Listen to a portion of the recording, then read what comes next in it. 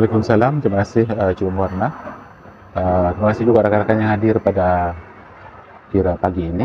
Ada Cikgu Erik, Ustaz Harif, Cikgu Raub dan juga Cikgu En. Menemu ramah kira untuk berkongsi pengalaman lah ni kan. Sebenarnya kerja saya bermula sejak daripada sekolah rendah. Sekolah rendah saya di SK Mengkabung, Luaran, 1971 hingga 1976.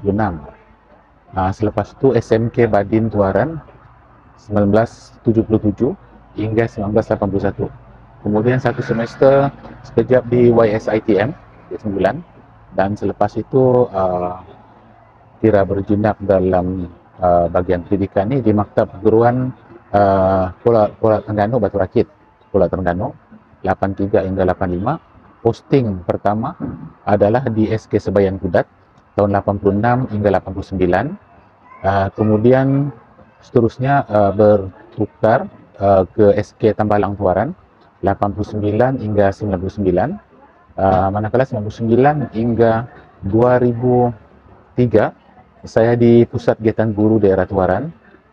Selepas itu saya penolong kadang satu di SK Layak Tuaran.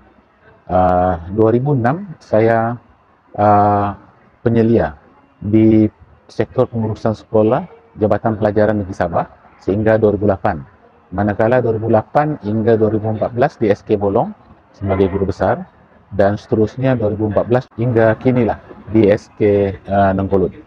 Jadi tentang pengalaman saya rasa ni tidak sebesar mana, cuma bolehlah dalam 37 tahun lebih, hampir 38 tahun berkhidmat sebagai seorang guru ataupun pendidik, banyaklah kisah-kisah yang yang pernah dilalui.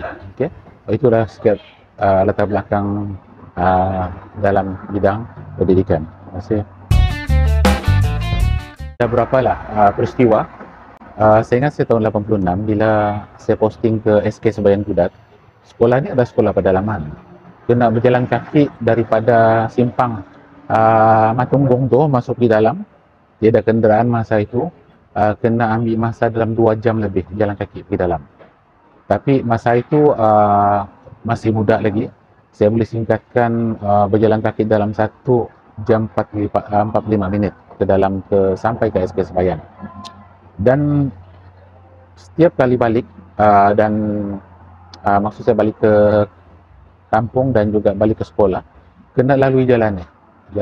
Sepanjang perjalanan saya rasa dari tahun 86 hingga 89 ni banyak cabaran.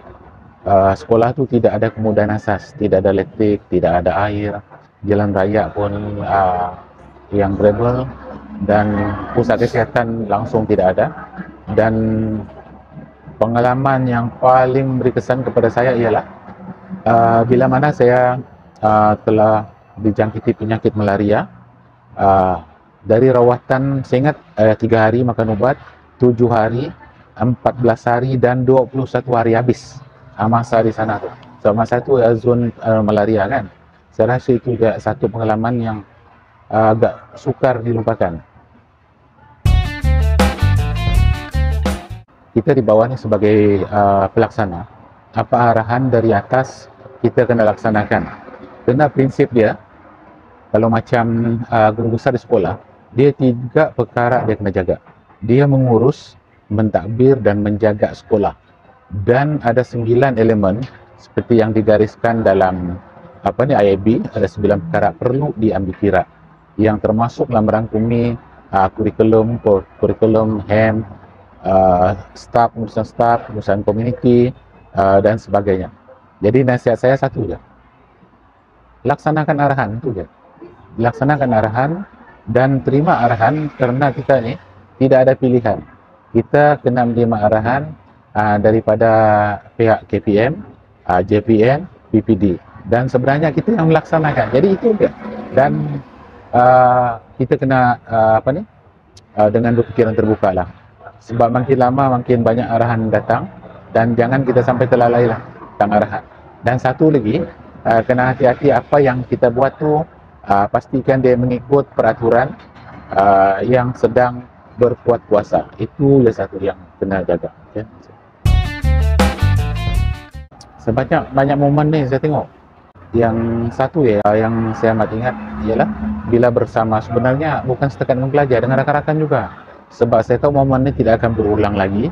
Bagi saya satu memori yang telah tercipta dan tidak akan berulang, dan sampai bila-bila memori ini tetap bersama dalam kenangan.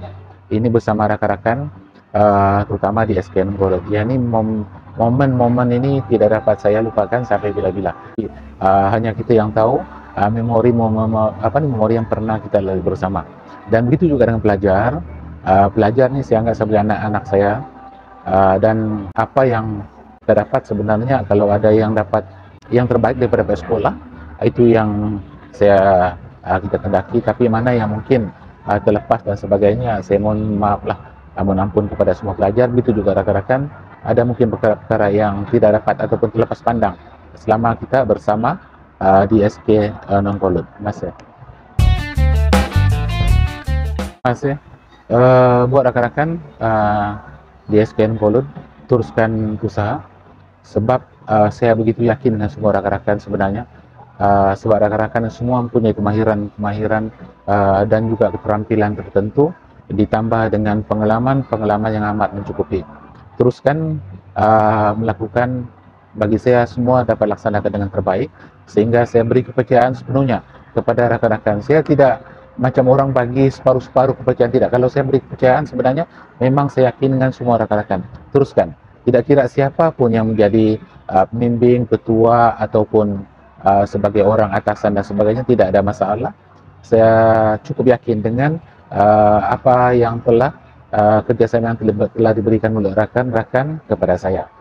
Teruskan kecemerlangan, tahniah, syabas dan tahniah kepada semua rakan-rakan. Buat anak-anak pelajar, teruskan untuk menimba ilmu, dengar arahan guru, jangan melawan guru, pastikan apa arahan-arahan yang telah dilaksanakan untuk pelajar kena buat. Jangan cuba cari alasan atau apa-apalah untuk menidakkan, untuk melaksanakan arahan seperti kerja rumah, kerja projek dan sebagainya. Untuk rakan-rakan, teruskan usaha, sebab rakan-rakan adalah penerus pendidik di SKN Polo dan juga di daerah Tuaran khasnya, dan di negeri Sabah dan negara Malaysia amnya. Untuk anak-anak, teruskan menimba ilmu, sebab anak-anak adalah bakal pemimpin masa hadapan. Jaga keluarga, jaga negeri, jaga negara, sebab semuanya terletak di tangan anak-anak sekalian sebagai penerus kepimpinan masa hadapan. Waalaikumsalam warahmatullahi wabarakatuh. Terima kasih ya, terima kasih rekan-rekan.